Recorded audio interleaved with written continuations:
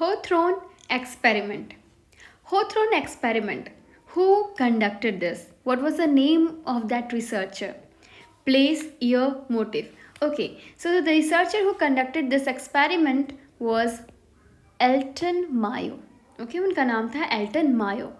And it was conducted on the workers of the electric factory, and the place was Chicago. Chicago में ये experiment conduct किया गया था. कहाँ पे? एक हॉथरॉन नाम का क्या था, प्लांट था, हॉथरॉन.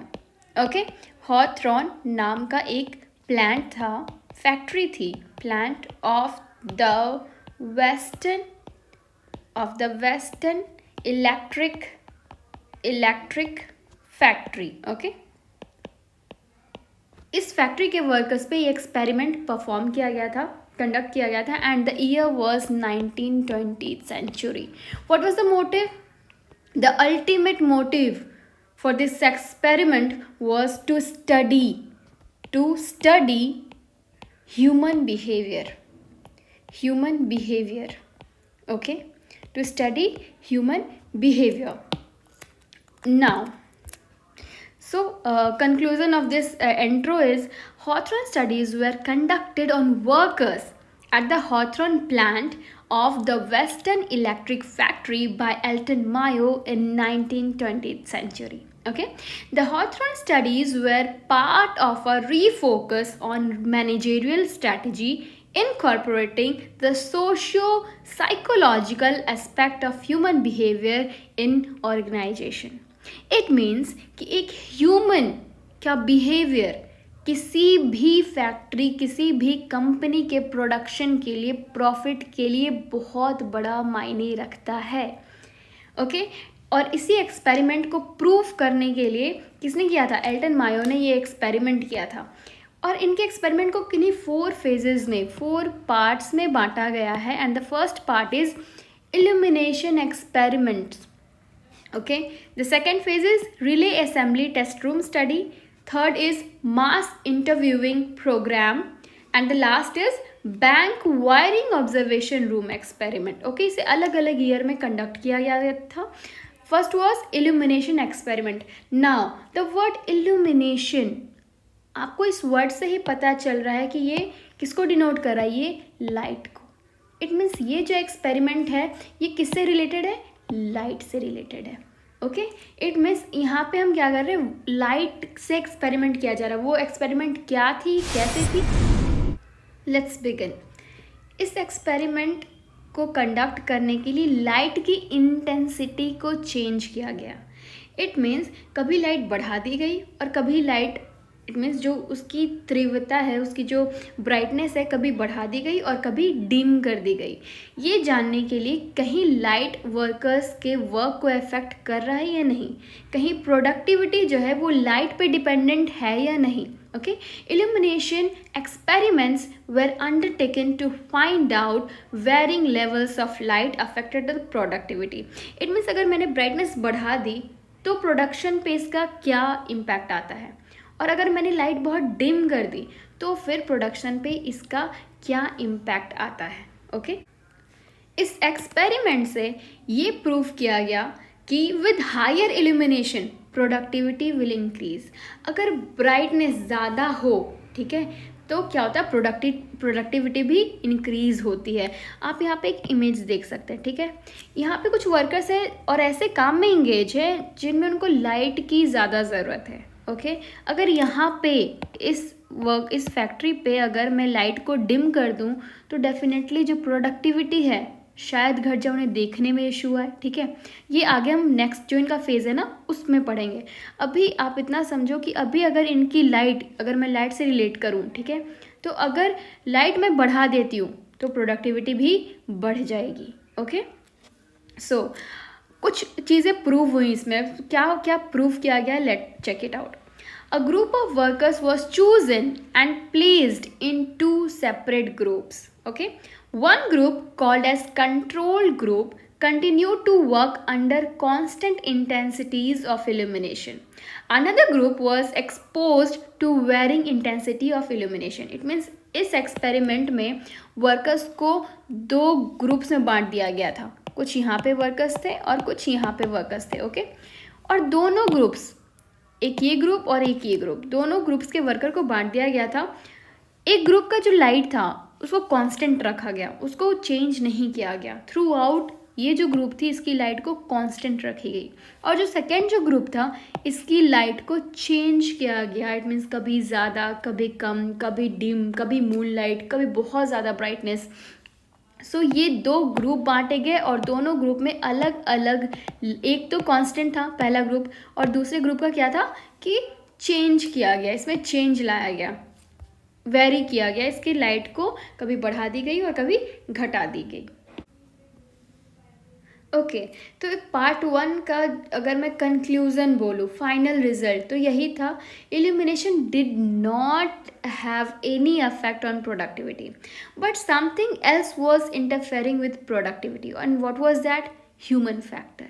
Human factor was important in determining productivity, but which aspect was affecting? It was not sure. अभी उनको ये कंफर्म नहीं था, रिसर्चर को कंफर्म नहीं था कि आखिर क्या इफेक्ट कर रहा है, बिकॉज लाइट तो इफेक्ट नहीं कर रही है, तो ह्यूमन के बिहेवियर को बहुत सारी चीज़ें अफेक्ट कर रही हैं जो कि अल्टीमेट इफेक्ट डाल रहे कहाँ? प्रोडक्टिविटी पे। ओके इसीलिए वो कंफर्म नहीं थे कि आखिर माजरा क्या है, तो उन्होंने क्या किया? So therefore another phase of experiments was undertaken, इसलिए सेकेंड फेज आया। Second phase is relay assembly test room study.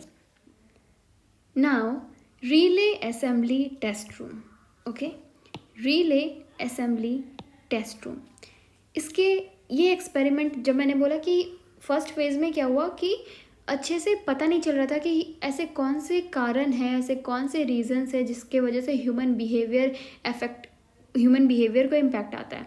अब ह्यूमन बिहेवियर से प्रोडक्टिविटी में क्या रिलेशन है, प्रोडक्टिविटी में क्या इम्पैक्ट आता है, ये जानने के लिए रिसर्चर ने part 2 I mean second phase experiment किया।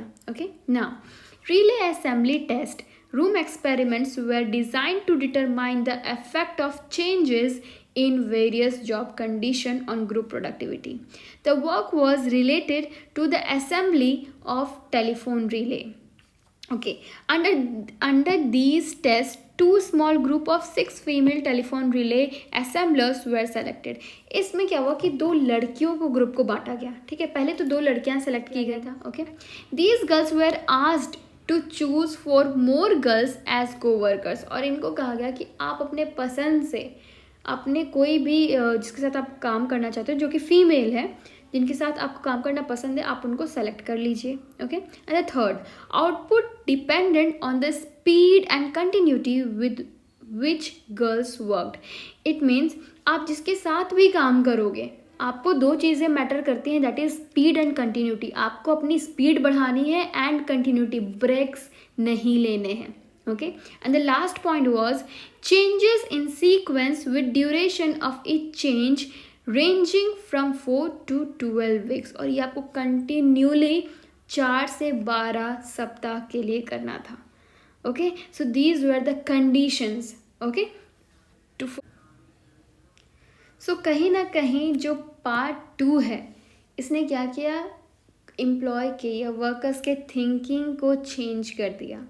Productivity increase not because of positive change in the physical factor but because of the change in girls attitude towards work and their work group. They developed a feeling of stability and a sense of belongings. Since there was more freedom of work, they developed a sense of responsibility and self-discipline. The relationship between supervisor and workers became close and friendly. So it means कि उन्हें realise हुआ, उनके अंदर एक stability की feeling आई, एक sense of belongingness आया, तो चाहे आप उनसे कुछ फैसिलिटी छीन भी लो फिर भी वो क्या करेंगे, वो फिर भी कहीं ना कहीं प्रोडक्टिविटी को इंक्रीज ही करेंगे। तो अब हम बात करेंगे part 3 that is mass interviewing program, और इसे कंप्लीट करने में 2 साल लग गए, दैट इज़ 1928 to 1930। और ये क्यों किया गया था? To determine employees attitude towards company. एक एम्प्लॉय, एक वर्कर अपने कंपनी के प्रति कैसा सोच रखता है, ऑफकोर्स आप किसी कंपनी में काम कर रहे हो just because of money, because आपको वहाँ पे अच्छे ट्रीट नहीं किया जा रहा हो, आपसे मिसबिहेव किया जा रहा है, लेकिन आप उस कंपनी को उस जॉब को आप छोड़ नहीं सकते। क्यों? क्योंकि आपको पैसे की ज़रूरत है, ठीक है। और एक ऑन द अदर हैंड ये भी हो सकता है कि आपको कंपनी में जाना पसंद है, आपको काम करना पसंद है, आपको अच्छे से आपको वैल्यू किया जा रहा है, आपके ओपिनियन को रखी जा रही है। तो ये कुछ केसेस हैं और इसी को स्टडी करने के लिए ये एक्सपेरिमेंट किया गया था पार्ट 3 में, ठीक है। To determine employees attitude towards company, supervision, insurance plans, promotion and wages. ये कुछ पॉइंट्स है, जैसे कि इंश्योरेंस, उनको इंश्योरेंस दी जा रही है, नहीं दी जा रही है, सुपरविजन कैसा है, सुपरवाइजर से उनका रिलेशन कैसा है, प्रमोशन मिलता है तो कब मिलता है, नहीं मिलता तो क्यों नहीं मिलता, and whether they are happy with their wages और नॉट। ये कुछ पॉइंट्स थे जो कि इस पर्टिकुलर इंटरव्यू में उनसे पूछा जाना था, ठीक है, related to these points, whether they are satisfied with their job or not. Now how it was conducted, आखिर कैसे किया गया इस इंटरव्यू को। Initially these interviews were conducted by means of direct questioning. Starting में डायरेक्ट क्वेश्चन किया गया जिसपे कि जो एम्प्लॉयर है या फिर जो वर्कर है वो सिर्फ येस और नो में जवाब देंगे। इनसे बहुत सारे क्वेश्चंस किए जाने थे और जिसका जवाब ये सिर्फ येस और नो में करेंगे, ठीक है। The method was changed to non directive interviewing. Interviewer was asked to listen to instead of talking, arguing और advising. Okay? अब क्या करना था कि चेंज किया गया टॉपिक को, अब सिर्फ येस और नो के बजाय इनको बोलने की इजाज़त दी गई, ठीक है, कि आप अपना ओपिनियन बताइए। वो थोड़ा सा डिस्क्रिप्टिव हो जाता है, थोड़ा सा लेंदी, टाइम टेकिंग है, बट ऑफकोर्स उन एक रिसर्चर को ना इस मेथड से एक एग्जैक्ट रिजल्ट मिलता। येस और नो में आप किसी के इमोशन का पता नहीं लगा सकते। The person will say yes no, आपको ये नहीं पता चलेगा वो प्रेशर में आकर के बोल रहा है, अच्छे मन से बोल रहा है। लेकिन जब आप उन्हें डिस्क्रिप्टिव, आप उनसे पूछने लगोगे, उनकी ओपिनियन जानने लगोगे, देन बहुत सारे टॉपिक्स में, बहुत सारे पॉइंट में वो रियलिटी आपको बता देंगे। Okay, and this is how it will have an authenticity. Okay, the interview programme gave valuable insight about the human behavior in the company. और now इस एक्सपेरिमेंट से पता क्या चला, रिजल्ट क्या निकल कर आया। ऑब्जेक्ट्स, पर्सन और events are carrier of social meanings. The personal situation of the worker is a configuration composed of many factors. The position or status of worker has a lot of impact on his behavior. The social demands of the workers are influenced by the social experience in group. It means बहुत सारी चीज़ें हैं जो एक worker को influence करती है, उसका सोशल एक्सपीरियंस कैसा है, उसके जो को-वर्कर साथ में काम कर रहे हैं उनका बिहेव कैसा है, how he is being treated, उसे प्रमोशन मिल रहा है, नहीं मिल रहा है, वो इससे हैप्पी है, नहीं है, क्या इम्पैक्ट आया है उसकी लाइफ में, क्या चेंजेस आए हैं, वेदर वो ग्रो कर रहा है या नहीं कर रहा है। ये सारी चीज़ें इस इंटरव्यू से रिसर्चर को पता चला था। कुछ इंपॉर्टेंट पॉइंट जैसे कि there was a strong influence of group behaviour. Of course group बहुत ज़्यादा मैटर करता है कि आप किस ग्रुप में रहते हैं। अगर आप एक बहुत हार्ड वर्किंग ग्रुप के साथ अपने कंपनी में रह रहे हैं, of course you will also hard work to complete your work within the time period. But the researchers decided to conduct another series of experiments for deeper insight. As such, the detailed study of a shop situation was started to find out the behavior of workers in small groups. अब phase 3 तो हो गई मास interviewing, जहाँ पे हम 21,000 employ को एक साथ रख करके उनकी हमने इंटरव्यू ली कि आखिर उनकी ओपिनियन क्या है एक कंपनी के प्रति। But what if I talk about small group और स्मॉल शॉप, अगर हम छोटे ग्रुप की बात करें तो क्या इसकी रिज़ल्ट निकल कर आएगी, तो क्या इनके ओपिनियन रहेंगे उनके अपने वर्क प्लेस के अकॉर्डिंग, उनके अपने कंपनी के अकॉर्डिंग। तो अगर हम लार्ज एरिया को छोड़कर अगर हम एक स्मॉल ग्रुप की बात करें तो ये हमें ज़्यादा डीपर नॉलेज देगी to study a human behaviour.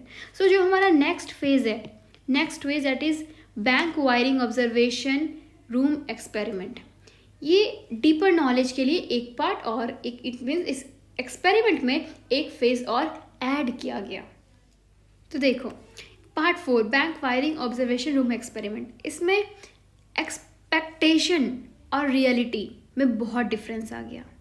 हमने ये एक्सपेक्ट किया था जो 14 मेंबर का मेल वर्कर्स का जो ग्रुप है, ये वाली ग्रुप 14 मेल वर्कर्स का जो ग्रुप है, इसमें जो हार्ड वर्किंग होगा, जो बहुत इफ़िशियंट होगा, जो इफेक्टिवली सारे वर्क को कंप्लीट करता होगा, वो ज़्यादा आउटपुट देगा, ज़्यादा प्रोडक्टिविटी देगा। और उसके कारण जो ग्रुप के बाकी जो वर्कर्स हैं, जो कि थोड़ा कम स्लो वर्कर्स हैं, वो मोटिवेट होंगे और वो भी काम करेंगे और आउटपुट ज़्यादा मिलेगा।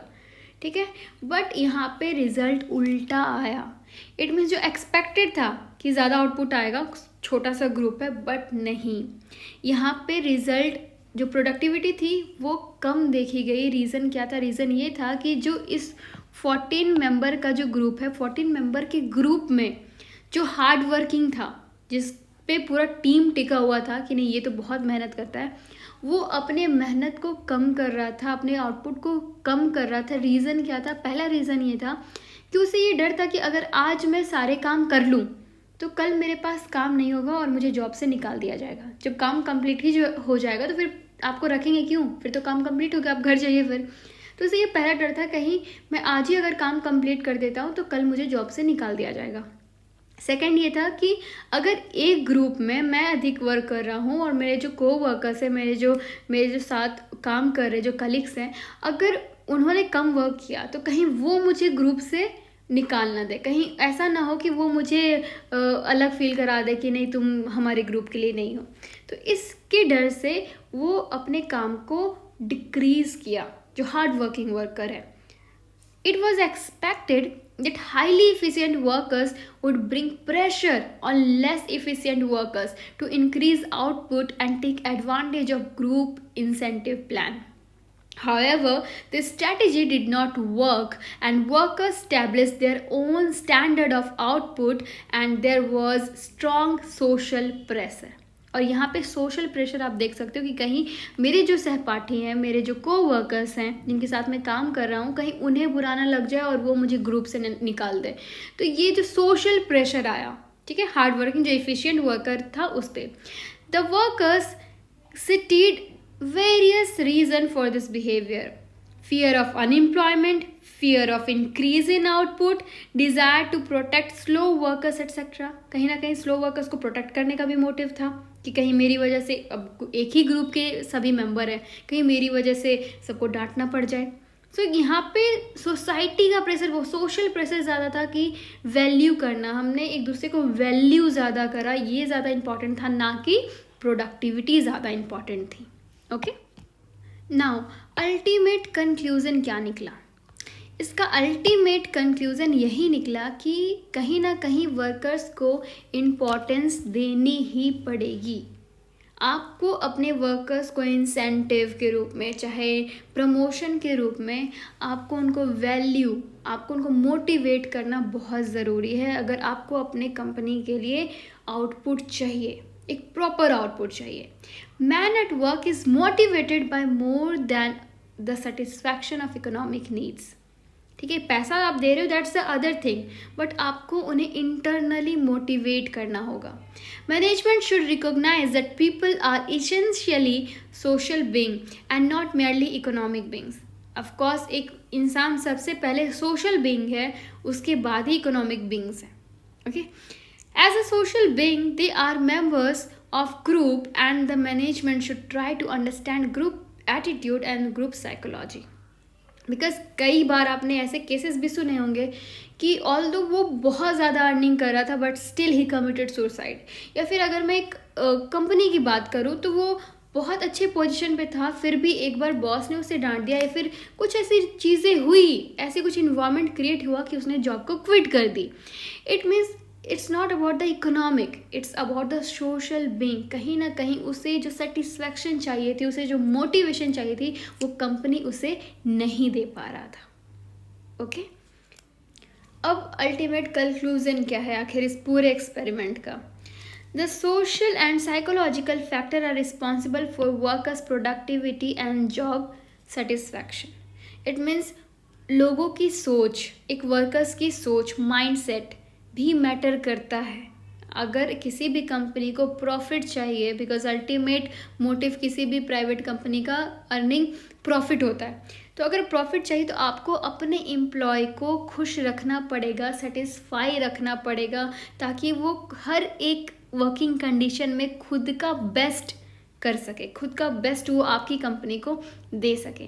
Only physical working condition are not enough to increase productivity. सिर्फ फिजिकल वर्किंग कंडीशन ही नहीं चाहिए, आपको इंटरनली उन्हें मोटिवेट करना पड़ेगा ताकि वो इंटरेस्ट के साथ आपकी कंपनी में काम कर सके। एक एग्जाम्पल से समझते हैं। मैंने रिसेंटली एक कंपनी के बारे में सुना था जहाँ संडे के संडे पूरे कैबिन में, या फिर कहूँ पूरे वो जो एरिया जहाँ पे एम्प्लॉय काम करते हैं उस पूरे फ्लैट में म्यूज़िक बजाया जाता था और एम्प्लॉय को डांस करने दिया जाता था so that they can relax. You might have seen an video of Virat Kohli and Anushka Sharma. जब वो प्यूमा के शोरूम में गए, वहाँ पे जब वर्कर्स वो काम कर रहे थे, देन ही thought there should be some activity, ताकि वो इंटरेस्टेड रहें अपने काम के प्रति, एक्टिव रहें, वो जो भी काम वो कर रहे हैं उससे वो सेटिस्फाई रहें, खुश रहें, तभी वो अपना बेस्ट उस कंपनी को दे पाएंगे। So he played some, I don't remember the game, I think table tennis और समथिंग, ही प्लेड देयर। तो ऐसे कुछ गेम्स है जो अनुष्का शर्मा एंड विराट कोहली ने प्यूमा के शोरूम में जाकर खेला था, just because to motivate them that whatever you are doing is fantastic, you can chill out here. बहुत सारे कंपनी ऐसे होते हैं जहाँ पे आपको एक्टिविटीज़ एरिया रहती है कि आप रिफ़्रेश होने के लिए कोई गेम खेल सकते हो, that is inside that office के प्रीमिसेस में ही वो रहता है, एक्टिविटीज़ स्पॉट रहती है जहाँ पे कि आप खेल सकते हो। The informal relation among workers influence the worker behaviour and performance more than the formal relation in the organisation. मतलब फॉर्मल से ज़्यादा इनफॉर्मल रिलेशंस मैटर करती हैं, बिकॉज कहीं ना कहीं वो आपके इमोशंस से अफेक्ट होती है, आपके इमोशंस को टच करती है। Informal activities we can say like communication with your colleagues, okay, how to deal with your colleagues, ये सारी चीज़ें ज़्यादा मैटर करती हैं, ना कि आपको कितने पैसे दिए जा रहे हैं, आपने ये काम पूरा किया या नहीं किया, वजह इसके कि आपके जो कलीग्स, आपके जो सहपाठी हैं वो आपको हेल्प कर रहे हैं नहीं कर रहे हैं, उनका नेचर कैसा है। Okay, employee will perform better if they are allowed to participate in decision making affecting their interest. of course अगर आप वर्कर को डिसीजन मेकिंग में इन्वॉल्व कर रहे हो, उनके ओपिनियन सुन रहे हो, तो वो ज़्यादा इफेक्टिव रिजल्ट देगा, क्योंकि वो खुश होते, उससे मोटिवेट होते कि नहीं मेरे ओपिनियन को रखा गया, उसको वैल्यू दी गई, so they are highly motivated and then they will give their best. Okay, few more conclusions are there, you can go through this. That's all for this entire video. If you want to read, you can. If you want the PDF, I'll send in the link. Okay, thank you, have a nice day.